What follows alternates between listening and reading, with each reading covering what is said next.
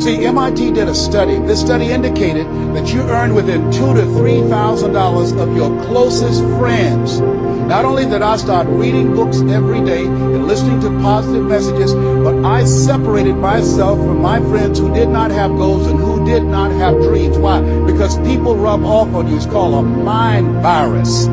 You earn within $2,000 to $3,000 of your closest friends. So when you upgrade your relationships, you got to ask yourself the question, who is it that I need to associate with, that I can learn from, that I can grow mentally, emotionally, spiritually, and financially? By aligning myself with another person that I can learn from. And Dr. Dennis Kimbrough said, if you're the smartest one in your group, you need to get a new group. Whoa, think about that. I was the smartest one in my group. Then one person called me who had been admiring me for years and said, Les, I want you to coach me and my trainers on how to tell a story and create value for an audience. And I want to share with you some things. I want to teach you some things, old man. I said, is that right? He said, yes. You always say you're never too old to learn and you're never too young to teach. I want to teach you some things. I said, okay, I'm open to that. Now, let me share this with you. It blew my mind.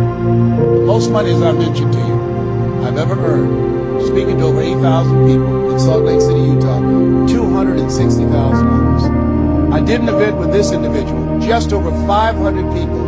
Because of what I learned from him, because I upgraded my relationships, I earned over $410,000 in an hour and a half. I was excited, but I was also depressed because I've been speaking for 28 years, and I started thinking about all the money that I left on the table, all the hotels, the plane rides, all of the audiences I spoke to, all of the money that I missed out on because I didn't know that I didn't know, and I thought I knew. I was a big fish in a small pond. I can't tell you, if you don't get anything else, you have to look at your relationships and you've got to ask yourself the question, what is this relationship doing to you?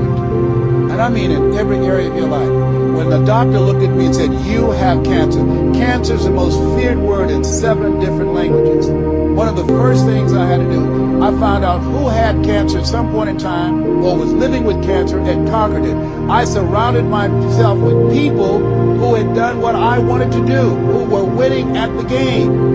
See, it's very important, every area of your life. If you want to improve your health, start hanging around healthy people. They did a 30-year study and said that the reason that most people are obese, it's a mind virus. Listen to what they said. A mind virus is communicated mind to mind. That if you have a friend that's fat or you marry somebody that's obese, you have a 41% to up to 161% of becoming obese yourself. Even if they live in another state. Whoa, why? Because birds of a feather flock together. Never forget, high school teacher, Mr. Leroy Washington said, Mr. Brown, if you run around with 9 broke people, I guarantee you, you'll become number 10. Whoa, think about that. Part of your mindset development, not only listening, not only reading, but you have got to look at your relationships, upgrade your relationships, and continue to evaluate them and make sure they're an asset to you and not a liability. My son John Leslie is a motivational speaker. He has a saying, who should you count on and who should you count out? See, there's some relationships that can start out real positive, and then sometimes we outgrow people. Has that ever happened to you?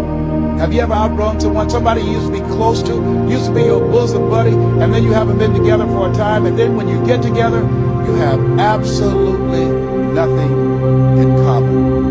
Sometimes it happens with family members. My twin brother, it's a strained conversation because he's talking about, Les, did you hear who died? No, I don't get up reading the obituary column. I'm glad my name is not there. Hello, I don't care. I'm focusing on living. Our conversations are so different. Isn't it interesting how you could be raised in the same family, same circumstances, by the same parents and end up dramatically different? It's called life.